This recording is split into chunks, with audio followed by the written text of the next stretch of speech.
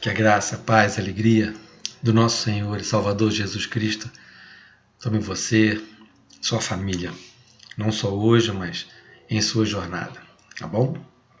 Quero compartilhar com você, ainda estamos nesse momento onde não estamos tendo culto presencial, e o nosso desejo é que nós tenhamos a oportunidade de refletir um pouco da Palavra de Deus, que é um ensino forte, é um ensino genuíno para a nossa vida, para a nossa tomada de decisão. E a palavra nos registra que tudo que está registrado, tudo ela nos deixa, é para o nosso aprendizado. E não é diferente nessa semana, eu quero compartilhar com vocês, para que possamos ter uma semana onde as circunstâncias que porventura vierem a acontecer, tenhamos a habilidade de passar por elas. Tá bom? Eu quero compartilhar com você no livro de Gênesis, capítulo de número 18, fala da vida de Abraão, ainda aqui algo que nós possamos dividir como aprendizado, ainda que estejamos passando por dificuldades, momentos em que às vezes nós olhamos para a palavra de Deus e achamos que elas foram executáveis, elas foram bênção para aquela época. E aí é que está a questão que o Senhor nos traz, é que a gente pode ainda executá-las em nossas vidas nos dias de hoje, ok? Gênesis capítulo 18, vou ler do 1 ao 19, uma leitura rápida e objetiva para nós, tá bom? Depois apareceu o Senhor a Abraão nos carvalhais de Mamre, estando ele assentado à porta da tenda, no maior calor do dia. Levantou Abraão os olhos e viu 3 homens em pé na sua frente. Vendo-os, correu da porta da tenda ao seu encontro e prostrou-se em terra. Disse ele: Senhor meu, se achei graça aos teus olhos, rogo-te que não passes do teu servo. Traga-se agora um pouco de água, lavai os pés e repousai debaixo dessa árvore. Trarei um bocado de pão, para que possais refazer as vossas forças e depois passareis adiante, visto que chegaste até o vosso servo. Responderam: faze como disseste. Abraão apressou-se em ter com Sara na tenda e lhe disse: amassa depressa 3 medidas de flor de farinha e faze bolo. Então ele correu ao rebanho, tomou um bezerro tenro e bom e deu ao criado, que se apressou em prepará-lo. Tomou também a coalhada, o leite, o bezerro que tinha preparado e pôs tudo diante deles, ficando ele em pé ao lado deles debaixo da árvore, e eles comeram. Então lhes perguntaram: onde está Sara, sua mulher? Ele respondeu: está aí na tenda. Disse um deles: certamente tornarei a ti daqui a 1 ano, e Sara, tua mulher, terá um filho. Sara estava escutando à porta da tenda, que estava atrás dele. Abraão e Sara eram já velhos e avançados em idade, e a Sara havia cessado o costume das mulheres. Assim riu-se Sara consigo, dizendo: terei ainda deleite depois de haver envelhecido, sendo também o meu marido já velho? Disse o Senhor a Abraão: por que se riu Sara, dizendo: é verdade que darei ainda à luz, sendo velho? Há acaso alguma coisa demasiadamente difícil para o Senhor? Ao tempo determinado, daqui a 1 ano, tornarei a ti, e Sara terá um filho. Então Sara, receosa, o negou, dizendo: não me ri. Ele, porém, disse: não é assim, é certo que riste. Levantando-se aqueles homens dali, olharam em direção de Sodoma, e Abraão ia com eles para os encaminhar. Disse o Senhor: ocultarei eu a Abraão o que faço, visto que Abraão certamente virá a ser uma grande e poderosa nação, e nele serão benditas todas as nações da terra. Pois eu o escolhi para que ordene aos seus filhos e a sua casa depois dele, para que guardem o caminho do Senhor, para que pratiquem a justiça e o juízo, a fim de que o Senhor faça vir sobre Abraão o que acerca dele tem falado. Meus amados, essa é uma linda história, por muito de nós, muito conhecida, e o grande foco e objetivo é a gente ter algum aprendizado com isso. E como tema, nós queríamos tratar de forma bem objetiva Um bom anfitrião traz a presença de Deus para a sua casa. Um bom anfitrião traz a presença de Deus ao seu lar e à sua família, né? Como uma contextualização de Abraão naquele momento, né?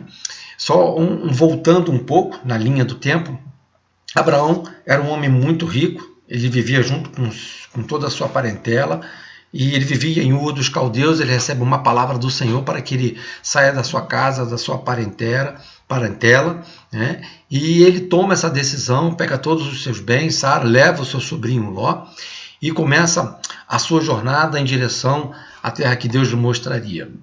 E aí, largando ali, ele sai de Ur dos Caldeus, ele vive um momento, a terra vive um momento de grande dificuldade, onde tem fome, e ele resolve descer para o Egito em forma de passar por aquela circunstância de que tinha muita fome. Só que ele sabe que os costumes do faraó naquele momento é que ele tomava para si, para o seu harém, as mulheres que ele julgava serem muito bonitas. E a palavra de Deus diz que Sara era muito bonita. Com base nisso, eles combinam, e dizendo para que Sara falasse quando perguntada que era irmã dele.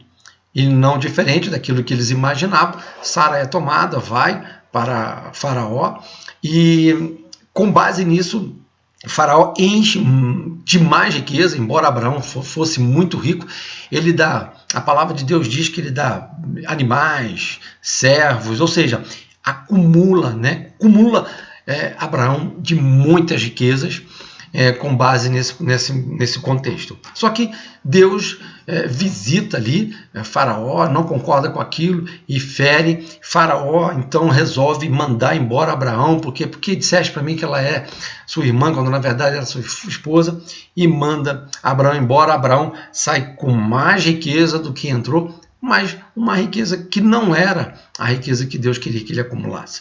E essa riqueza, inclusive, mais acumulada, com mais servos, com mais animais, é o elemento que vai trazer uma discórdia entre os pastores dele e os pastores de Ló, seu sobrinho que levou quando saiu de Ur dos Caldeus.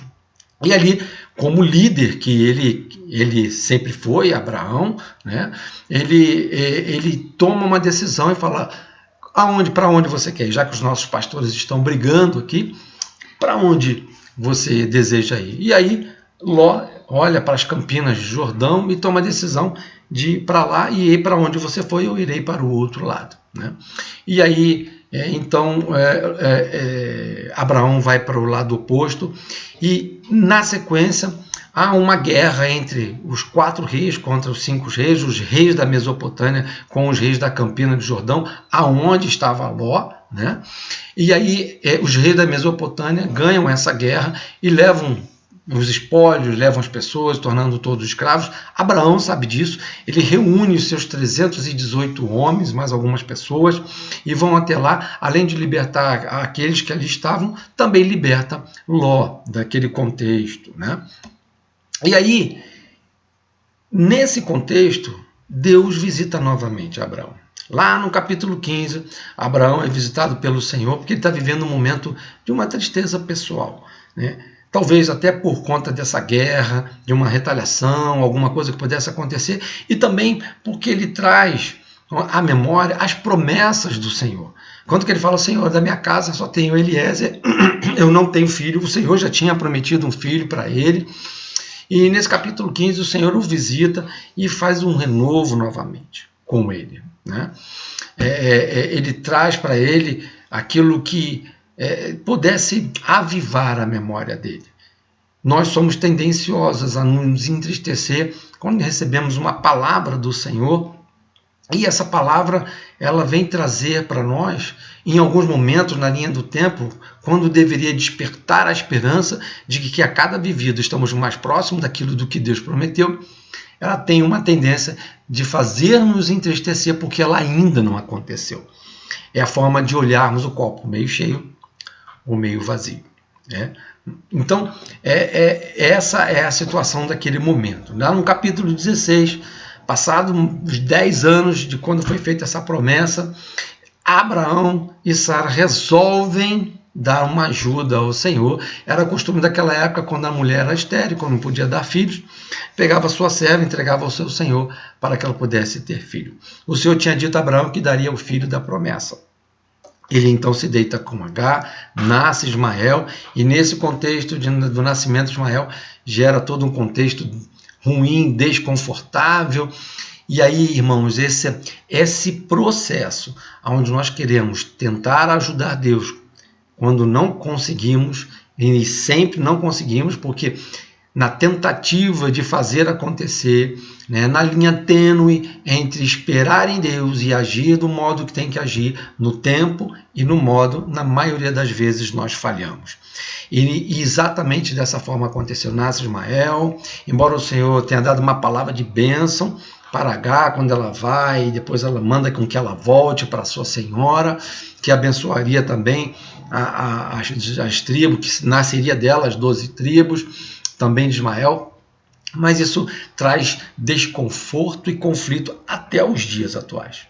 Então, como um aprendizado nessa linha do tempo de Abraão, esse pai das nações, né, nós temos um aprendizado grande que, muito cuidado, quando nós vamos tentar fazer alguma coisa, quando perdemos o time daquilo que é a promessa de Deus, no modo e no tempo. Não só o time, mas também no modo. Aí tentamos fazer alguma coisa e o pior, além de trazer consequências momentâneas para a nossa vida, nós trazemos consequências para as gerações futuras, que é o que aconteceu, é tudo isso que a gente ouve, toda essa situação que a gente vive de guerras até hoje entre os árabes e os judeus, né?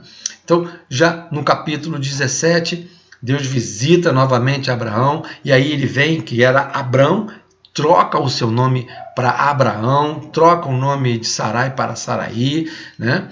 E reforça a sua promessa. Esse é um Deus que a gente serve. É um Deus que está sempre, a todo instante, disposto a nos visitar, a inundar o nosso coração com as possibilidades reais das suas promessas, porque somos tendenciosos a nos curvar com as circunstâncias e fatores externos que influenciam para que nós venhamos perder a nossa fé ao longo da jornada. Então Deus visita Abraão no capítulo 17, né? E ainda fala para ele assim: Abraão, anda na minha presença e ser perfeito. Ou seja, não deixe que o contexto do dia a dia te tire da minha presença. Não deixe que o contexto das circunstâncias da vida tire as premissas e valores morais para que você venha tomar decisões que elas não são alinhadas com os meus valores, com o meu grau de moralidade, com o meu grau de ética, porque às vezes você quer dar um jeitinho para que as coisas aconteçam. Então ele vem até Abraão, troca o seu nome, dá uma identidade diferenciada, pai de nações, de multidões, né? Ele troca o nome de Sara e ele reforça. Ele vem e renova. Ele traz alegria ao coração dele.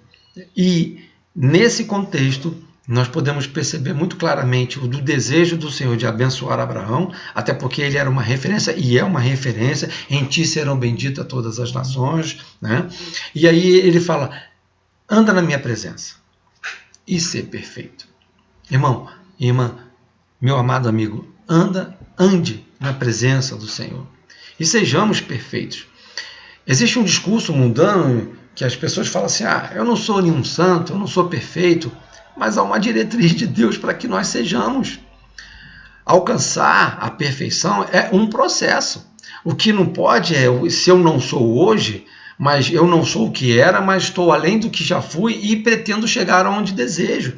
Esse é o processo da busca da perfeição dentro dos padrões moral, de ética, de verdade, da herança dessa carta de amor que Deus deixou para nós, que é a Bíblia. Ok? E aí no capítulo 18, chegamos no capítulo 18, que é o capítulo na qual nós lemos aqui. E aí Abraão é visitado por 3 homens. Existem os pais da história, até Martinho Lutero, com os outros estudiosos, falam que ali era a presença da Trindade. Não é, né? Nós percebemos claramente, por exemplo, a gente pode olhar no versículo 13 e no versículo 17, disse o Senhor a Abraão, E no 17 ele fala, disse o Senhor, ocultarei de Abraão alguma coisa que eu desejo fazer? Né? E logo depois, quando os dois anjos, aí sim, dois anjos vão para Sodoma e para Gomorra, porque essa visita tem um propósito, nós vamos ver um pouquinho para frente aqui. Então, esses três homens, um era o Senhor, muito claro aqui na leitura, e aí a gente pode perceber, e aí um pouco do que a gente quer falar. Qual é a nossa postura enquanto anfitrião? Será que o que eu faço, a minha postura, a minha gestão familiar, ela permite que Deus me faça uma visita? Né? O Senhor continua com ele, né? E os dois anjos seguem logo depois, mas nesse processo precisamos ainda perceber o que tem como conteúdo aqui. Tá? Abraão tem um perfil de excelência no que se diz respeito a receber visita em sua casa. E neste caso, ele estava recebendo a visita do próprio Senhor e mais dois anjos. Né? Abraão pede para que eles fiquem, né? Para que eles fiquem com ele naquele momento, assim como os dois discípulos de Emaús falam com o Senhor, Senhor, já é tarde, fica conosco. Então, isso fala no anfitrião mais do que a gestão que permite ser visitado, é no momento da visita você saber identificar que essa pessoa ela precisa ficar. Quem que está visitando é alguém que realmente eu quero que ela fique, ou somente aquela visita, ok, e eu vou dar um tchau para ela? Abraão, com o perfil de anfitrião servidor, ele no versículo 4 do capítulo 18 fala assim, ó, traga-se agora um pouco de água e lavai os pés, repousai debaixo. Aquela época, aquela jornada era muito desértica, os pés ficavam sujos e tal. Então, esse era um costume, né, de que se tinha trazer água para lavar os pés. E Abraão, naquele momento, tem essa percepção. Ele quer trazer aqueles homens, ele quer lavar os seus pés, né? Quer dizer, ele quer trazer um conforto naquele momento. Ele fala, descanse debaixo desta árvore, ou seja, ele providencia uma ambientação. E aí isso é um ensino para nós. A nossa casa tem um ambiente para isso, né? Refeição para os homens, no versículo 5 ele fala assim, trarei um bocado de pão. Um homem de 99 anos, extremamente rico, ele coloca na primeira pessoa, trarei, ele não manda alguém trazer. Então, o anfitrião, aqui na sua excelência, e principalmente na forma com que trata, na identificação de quem está visitando, e no caso aqui é o próprio Senhor, Abraão fala, trarei um bocado de pão. E aí ele vai ter com a Sara na sua tenda, e ali a palavra diz que a tenda é de Sara. Tem um princípio aqui, tá, irmãos? Não é o foco desse momento, né? Ou seja, Abraão entende que ele pede para Sara fazer 3 medidas de flor da farinha, ou seja, a melhor farinha, e uma quantidade muito grande. Era muito pão para aqueles 3 homens. E ele não entra na cozinha, ele não entra na tenda de Sara para ele fazer. Ele assume a postura de que trarei, ou seja, eu vou trazer. Mas ele sabe que aquele ambiente, a casa, ele como líder espiritual, e a gente vai entender um pouco mais para frente, tem toda uma responsabilidade, mas aquele momento, aquele ambiente não é dele, ele pede para Sara fazer. É um outro estudo, é um outro momento, talvez a irmã Trícia possa trazer isso no futuro para todos aí. Tá bom? Vai até o rebanho, um homem de 99 anos, vai até o rebanho, escolhe o melhor bezerro, o tenro, né? E manda preparar. Ele não manda alguém escolher, ele escolhe. Ele vai trazer a refeição, ele vai até Sara, ele vai até o pasto, ele prepara tudo aquilo, né? Levou até aqueles homens, e como é que ele fica, irmão? Ele fica de pé. Como servidor, ele fica de pé. Ele fica de pé pronto, ouvindo, percebendo, gerenciando aquele momento de conforto de um anfitrião que faz o melhor, traz o melhor e fica de pé. Ele não senta ali naquele momento.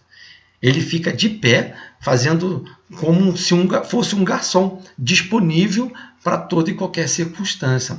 O ensino de Abraão para nós, como reflexão, ele é muito profundo nesse contexto. Como que nós estamos tratando o nosso lar de forma que a gente possa receber a visita do nosso Senhor? Que forma que a gente está fazendo com o nosso lar? Né? Se Deus fizesse uma visita no meu lar e no seu lar, ele se sentiria bem? Ele aceitaria o seu convite para ficar? Ou ele daria uma palavra contrária do tipo, não posso? Né? Tem alguma coisa aqui nesse lar, nessa casa, que eu não posso entrar. E Abraão nos ensina isso. Então, Abraão nos ensina o que a gente está falando na nossa casa. Que tipo de comentário eu estou fazendo na minha casa que ela é um parâmetro negativo. O que eu estou assistindo na televisão da minha casa que é um impedimento para que o santo entre na minha casa. Né? No versículo 9, diz assim, ó, então lhe perguntaram, onde está Sara, tua mulher? Tem um propósito essa visita. A visita tem um propósito de trazer graça e a visita tem um propósito de trazer um juízo. No caso, Sodoma e Gomorra, que depois os 2 anjos seguem viagem para lá. Então, na visita, quando o Senhor sai, ele para ficar com Abraão, né, e ele traz uma visita de graça, de renovo, de paz, de alegria. É isso que nós precisamos. Esse momento tão difícil que o mundo está passando, nós precisamos criar o contexto como anfitrião para que entendamos que na esfera espiritual existe todo um processo acontecendo. E ele vai se materializar. E no momento que ele se materializar, eu estou pronto para receber o Senhor trazendo a bênção para a minha vida, que no caso era uma bênção que ele estava trazendo. Eu estou pronto para isso. Né? E ele pergunta, onde está a sua mulher? A pergunta ela é retórica. Como é que Deus vai perguntar onde está a mulher? Vai a pergunta que ele fez para Adão. Adão, onde você estava? O que fizeste? Deus sabe de todas as coisas, irmãos. A pergunta, ela é uma pergunta retórica, por Deus sabia onde Sara estava. Existe um pano de fundo extremamente com grande profundidade de ensinamento para nós. Onde está a tua mulher? Quando ele faz essa pergunta, carrega por trás um cenário de como você, Abraão, tem tratado a sua mulher. Como você, Eduardo, como você, meu irmão, tem tratado a sua esposa. Como você tem tratado a sua família. De que forma você tem feito para que as emoções da sua esposa, do seu marido, dos seus filhos, eles possam estar com uma emoção protegida, fortalecida naquilo que é a promessa de Deus. Porque o Senhor fez promessa a Abraão desde quando ele saiu de Ur dos Caldeus. No momento que ele está entristecido, ele falou, Abraão, não tenha medo. Depois que ele sai, que ele resgata, que ele tem aquela guerra, que ele resgata, que ele está entristecido, acho que no capítulo 15, fala, meu filho, não tenha medo, vem para fora. Conta as estrelas do céu, se é que podes. Conta a areia do mar, para ver se é que pode. É assim que eu te abençoarei. Você será bendito, será um homem pai de grandes multidões. Então, desde todas essas promessas na linha do tempo, como a sua esposa tem percebido? Como você tem tratado? Como é que ela está inserida dentro desse contexto? Percebe a pergunta, onde está a tua mulher? Onde está Sara, a tua mulher? A nossa esposa, o nosso marido, os nossos filhos, eles estão mais piedosos nessa convivência de uma convicção, de uma promessa de Deus na minha vida, de que o melhor de Deus nesta terra, depois da vinda do Senhor, que me fortalece a continuar essa jornada, principalmente nesse momento pandêmico que nós estamos vivendo, eles têm sido mais piedosos, né? Existe uma influência de positividade, de crença, de fé. Eu, como esposa, fortaleço a fé do meu marido. Eu, como esposo, estou fortalecendo a fé da minha esposa, dos meus filhos, dos meus pais. No versículo 10, Deus renova a sua promessa do filho. Porém, agora, ele dá uma data. Olha que lindo. Disse um deles, certamente tornarei a ti daqui a 1 ano, e Sara, tua mulher, terá um filho. A promessa sendo renovada aqui. Abraão, ele tinha sua convicção. Deus vai até ele. Abraão o recebe. Estrutura o ambiente para que ele fique e não parta. Deus tem vindo em nossa direção. Naquele momento da madrugada, onde tudo estava tão difícil, os discípulos não conseguiam identificar que Jesus vinha sobre o mar para salvá-los. Mas a tempestade, a circunstância, A pandemia, o desemprego, a dor, o luto tem tirado a nossa percepção de que o socorro e o cumprimento da promessa tem vindo em nossa direção. E aí o que Abraão está nos ensinando é: nós estamos prontos para recebê-los. A nossa casa está santa, o meu procedimento é santo, eu tenho criado um ambiente adequado para fortalecer a fé da minha família, da minha esposa, do meu marido, porque Deus faz perguntas retóricas, como Jesus perguntou para o céu: o que queres que eu te faça? Deus quer saber quais são as nossas prioridades e Ele quer atuar daquilo que Ele prometeu. E Ele entendeu que Abraão tinha suas prioridades, Ele entendeu que Abraão entendeu quem ele era. E Ele fala: onde está tua mulher? Ou seja, ainda há uma circunstância de uma incredulidade. E Deus quer tratar a incredulidade. O ambiente não era propício, irmãos. 99 anos de idade. Uma mulher que era estéril. E os costumes já tinham encerrado. Qualquer ser humano normal vai fazer uma avaliação, né, e vai dizer: impossível. Né? Sara estava ouvindo a porta da tenda e riu em seu íntimo. Ela vai rir, nós vamos rir. Quantos estão rindo do contexto?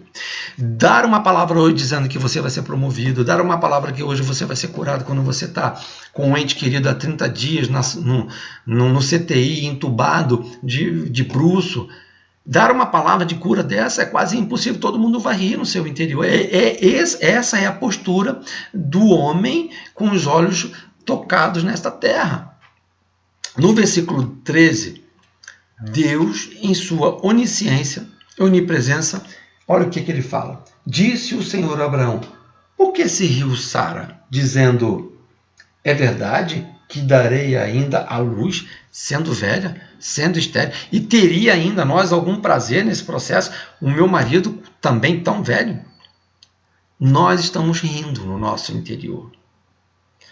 As circunstâncias, esse rindo pode ser, posso estar chorando no meu interior, posso estar rindo no meu interior, porque a fé está indo embora, ela está se esvaindo. O tempo da promessa passou mais do que o tempo que eu imaginei que ele fosse acontecer. Se a promessa veio de Deus e você permanecer nela e não se achar como gafanhotos, como aqueles homens que foram espiar a terra, Deus vai cumprir.